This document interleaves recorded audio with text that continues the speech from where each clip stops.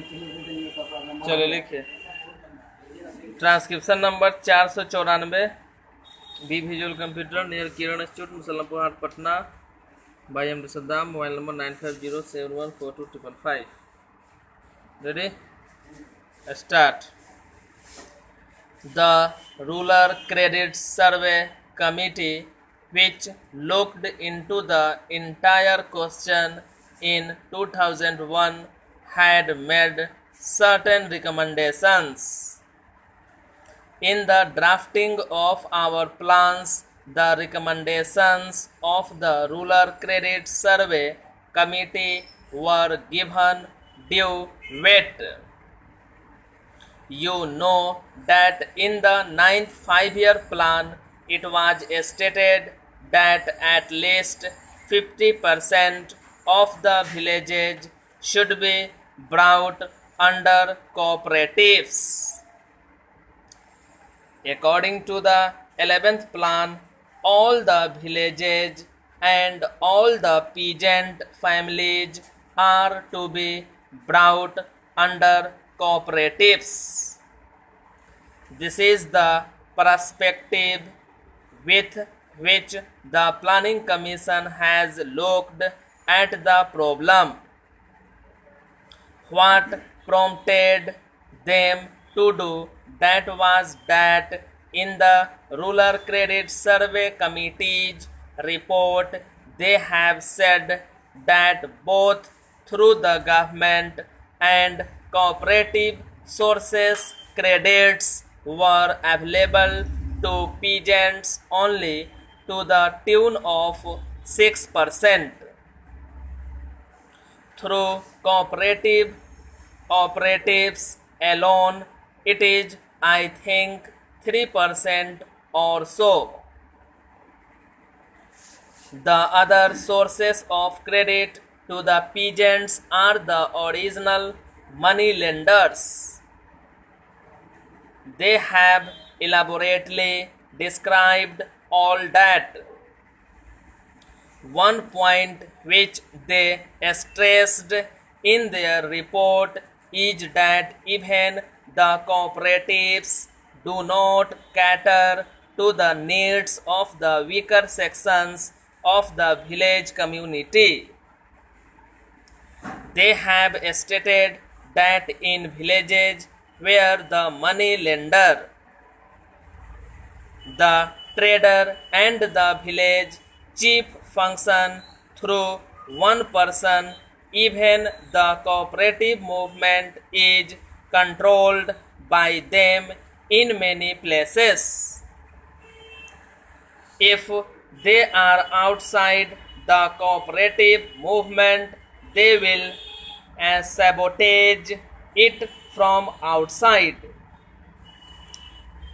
They are in control of it, they will sabotage it from within. So even the 3% credit which had gone to the peasantry in the name of the cooperative movement did not reach them really. So they made it a point in their report to stress that in future we should see that the credit really goes to the weaker sections of the village community. Now, sir, after the report of the Rural Credit Survey Committee, we have been working for the last few years.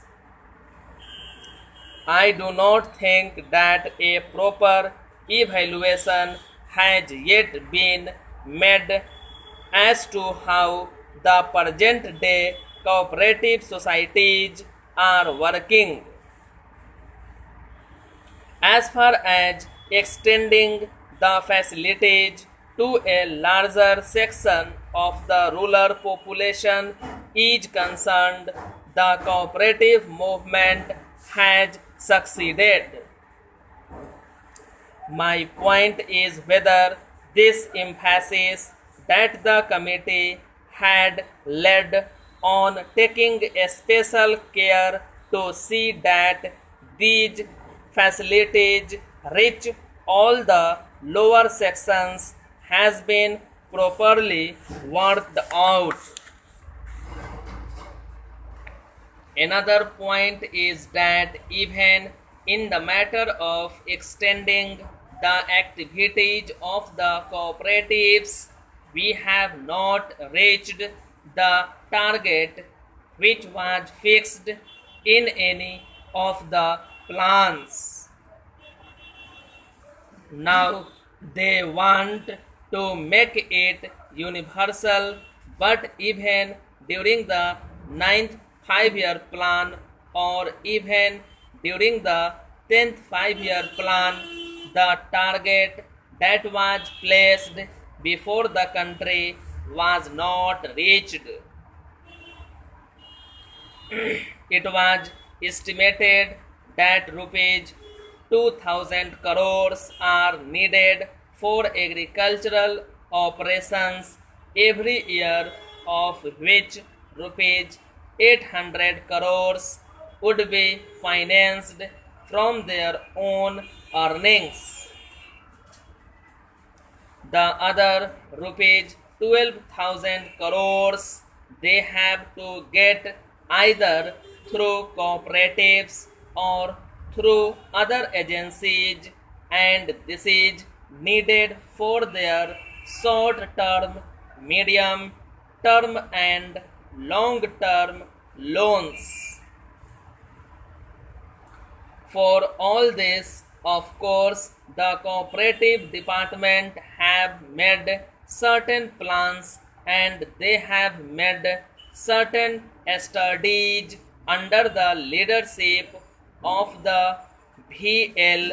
Mehta committee, and they have really made certain concrete and helpful suggestions to improve the working of these cooperatives.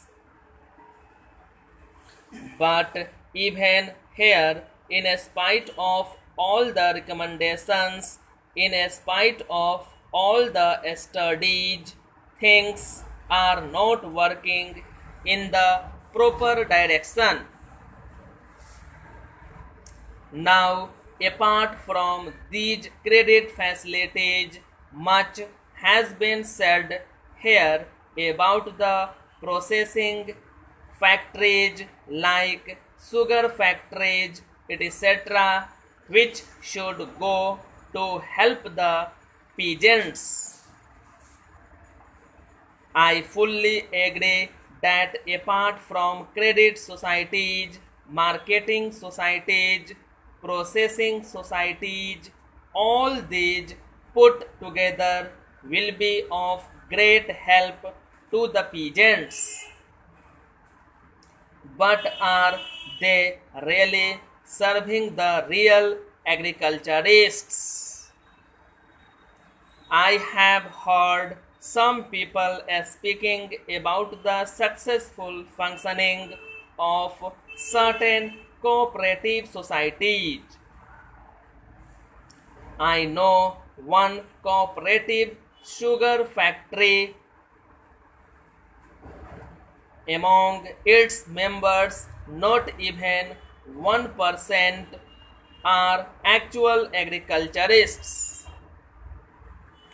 Just like a joint stock company, shares are sold, capital is raised, and they are running a proper factory. My point is that such factories should not be brought within the purview of the cooperative movement. They should be treated as ordinary joint stock companies. I will quote another example which is to be followed, and that is the Weavers Society. There they have made it a point that among its members at least 80% or 90% should be waivers themselves.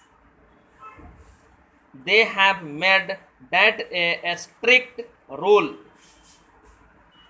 If that is so, if such principles are accepted and adhered to, then these processing societies will be of immense help to the peasants. Otherwise, in the name of helping the peasants, चलिए exception कीजिए इसको। ये 100 words पर minute हो गया है।